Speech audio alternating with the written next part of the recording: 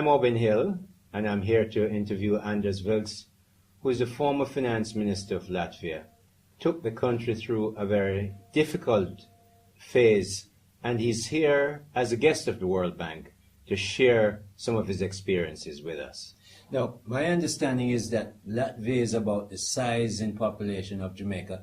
Give us a little bit about that and tell us what was the crisis that you went through and took Latvia through that process. Yeah, Latvia is somehow in similar size, 2 million of people, and we are in crossroads between several large superpowers and so on. There's a lot of similarities. We went in a crisis unexpectedly for us, but that was because of overheating of our economy. We grew too fast. You mean you grew too fast? Yes, for 1 decade, annual growth was around 7%.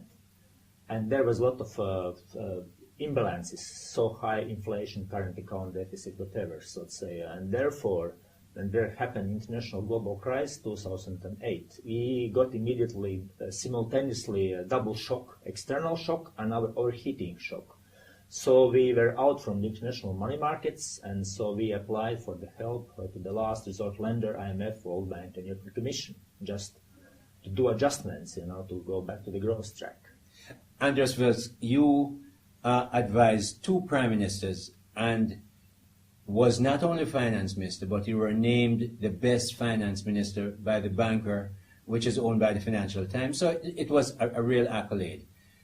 One of the things that you did was to reduce the number of state-owned enterprises that depended on the government. How did you reduce that, and how did you get that through politically?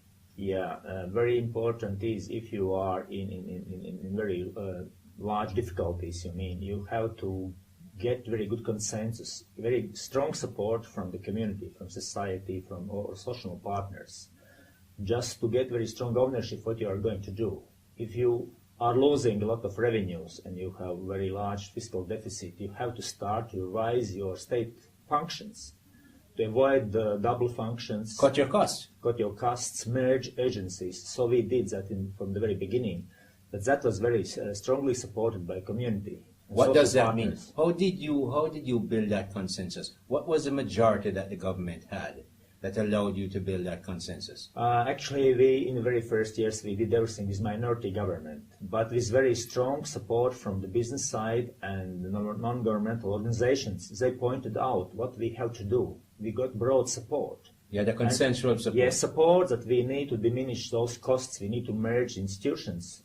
We are able to save money.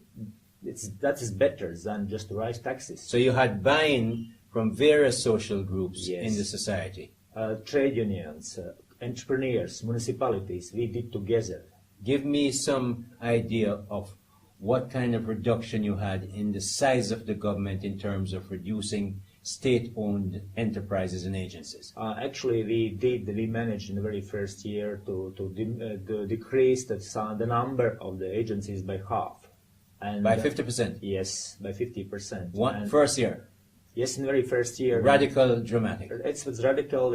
Actually, our program was quite radical and very fast going, and therefore that was something unique for Europe and for the world, but it's possible. You can do that if you have broad support. Society understood that before we had so fast growth, also for the salaries, for employment, that was somehow artificially.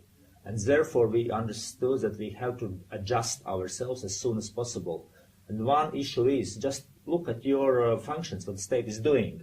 You can merge a lot of things, you can avoid double functions, you can give something. You can divest in the private business. sector? Yes, as well.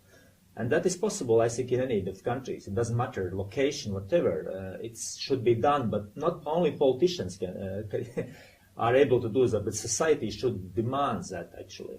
That is possible. There was a time in Latvia when nobody wanted to be finance minister.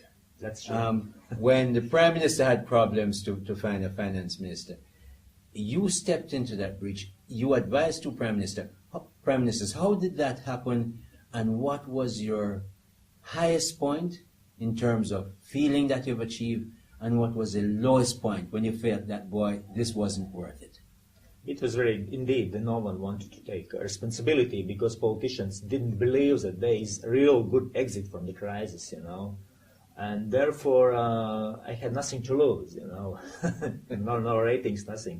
I had good reputation. So a crisis gives you the chance where you can do radical things. Yes, I'm not relying on some kind of ratings, whatever. I just did what was needed for my country, having the best experience from abroad, also advices which came from different experts and the community. So we were not, so to say, afraid about result. We trusted, we believed that we are able to achieve this result. And with every coming months, it became easier and easier for me. And we managed a lot of things because it's very important. And when you are in trouble, deep trouble, you have to do everything very quickly. Just avoid fatigue.